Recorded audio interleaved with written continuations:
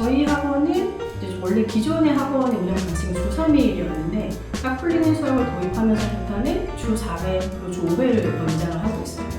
제가 그렇게 오해를 하는 이유가 이게 저희 깍풀리는 수학이 서술형 수학이다 보니까 이거를 저는 근력 운동에 비유를 하거든요. 아이가 매일매일 써야지 근력이 올라간다.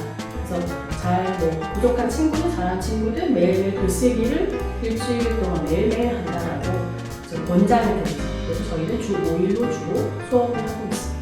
네, 맞아요. 그러니까 제가 혼자서 그전에 주 3회 수업을 했을 때에는 이제 문제은행 사이트를 같이 병행하고 뭐 어려운 것들도 쉬운 것들도 어떻게 보면 문제량의 아이들이 좀 몰려 있었다고 생각이 들어요.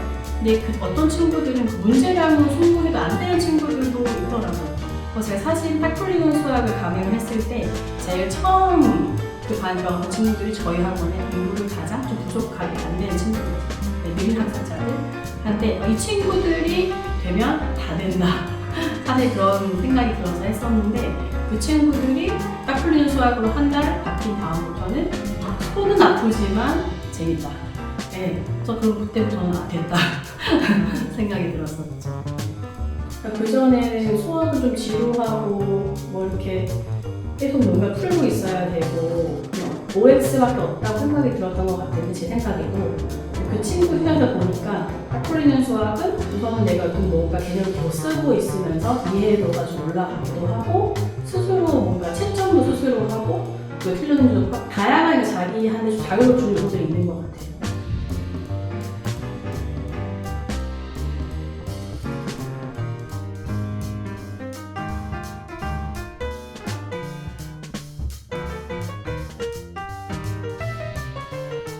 스마트 교재의 장점은 당연히 아이들이 이제 다양한 방식으로 수학 개념 이해할 수 있다는 거죠.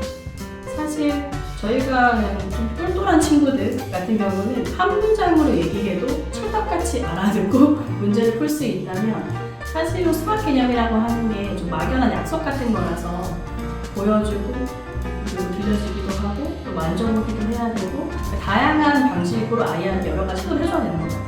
그거에 대한 부분은 이제 스마트 교재에서 해결을 해주는 것 같고 그리고 아이들이 틀리거나 뭐 어려운 문제 아니면 왜 틀렸는지에 대한 모든 거가 스마트 교재를 통해서 통계 자료로 입력되잖아요.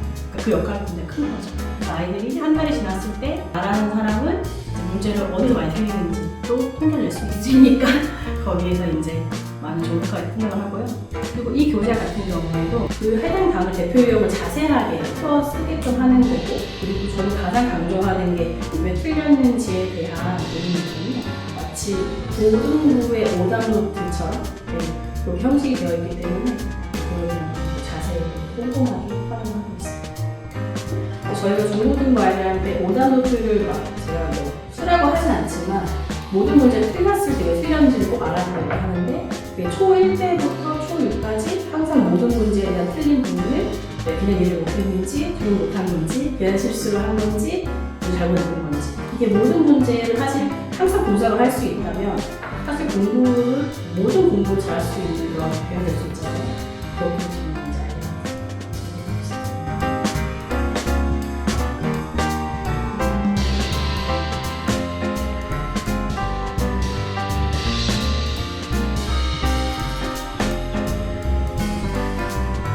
아이들이 구체적으로 공부를 하게 하는 분위기 조성이라고 생각을 해요.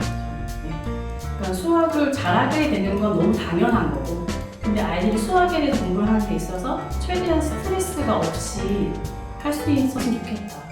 마치 피아노 학원을 저희 가는 것처럼 저는 그거에 굉장히 신경을 쓰고 있어요.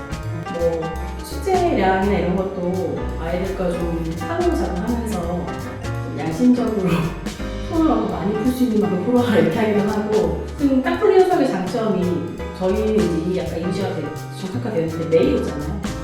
이러다 보니까 과도한 숙제량을 줘서 지구를 땡긴다기보다는 매일매일 아이가 차곡차곡 쌓아가는 형식이기 때문에 그래서 좀 스트레스 관리 그리고 이제 좀 자꾸 이렇게 와서 재밌게 공부한다라는 분위기를 영화에 담았습니다.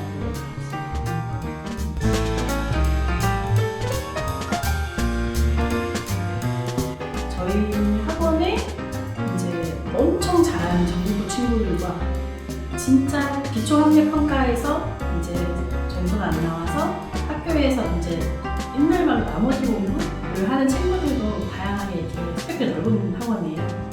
근데 그 친구들이 사실 타 학원에서 레벨 테스트를 해서 과외를 하시라라고 얘기하는 친구들도 있거든요. 근데 그런 친구들을 짝풀리는 수학을 하게 됐더니 한 달 기준부터 학교에서 받는 다음 평가지에서 서술형, 물론 초등 서술형은 간략하게 하지만 그걸 써보기 시작했다는 거예요.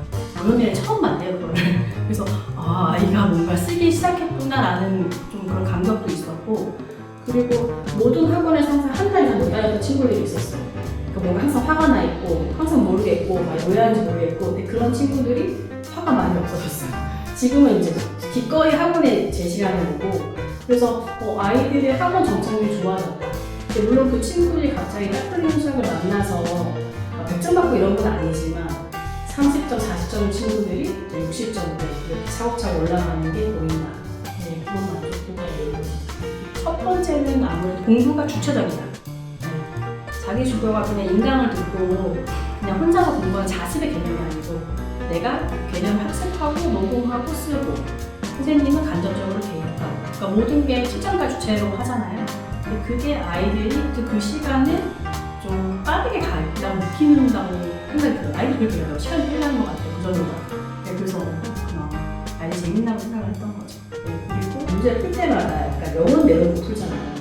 그러니까 왜냐면 연상 위주로 학습을 했던 친구들도 마치 문장을 읽을 때 왜 얘랑 이렇게 하면 문제를 외워서 푸는 친구들이 있단 거죠. 근데 딱 풀리는 수학은 내가 왜 생각했는지를 써야 되기 때문에 생각을 할 약간 징검다리가 있었다. 그렇게 하면서 아이들이 개념의 모습을 배워가고 있다. 그래서 제가 어머니한테 말씀드리는 개념을 수도 없이 쓰는데 머리에 안 들어갈 수는 없겠지만 그 정도가 잘 들어갈 거다. 녹음까지 한다. 이렇게 말씀을 드리거든요. 주 5일이라서 그런 거.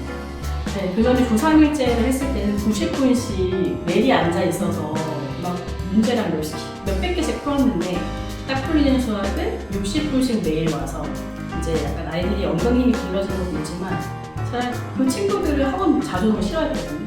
제가 맨 친구들한테 5일을 숙제 안 시켜줄게. 그 전에 제 프로그램이죠. 둘 다 엉덩이인데 지금은 5일을 기꺼이 오는 거죠. 그러니까 시간이 짧아지는 것도 자기가 그 사이클이 바뀐 것 같고, 또 매일매일 하니까 어제 걸 안 까먹고. 그래서 주 5일 효과, 풀림이니까 60분씩 주 5일 효과가 좀.